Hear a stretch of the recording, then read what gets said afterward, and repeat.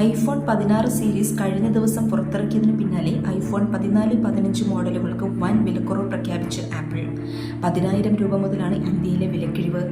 കഴിഞ്ഞ വർഷം പുറത്തിറങ്ങിയ ഐഫോൺ 15ന്റെ 128 GB ബേസ് മോഡലിന്റെ വില 79,000-ൽ നിന്ന് 69,000-ആയാണ് കുറച്ചത്. 128 GB 15 പ്ലസിനും 10,000 രൂപയുടെ കുറവുണ്ട്. 2 വർഷം മുമ്പ് ഇറങ്ങിയ 14 സീരീസിന്റെ ബേസ് മോഡലുകൾക്കും 10,000 വീതമാണ് ഇളവ്.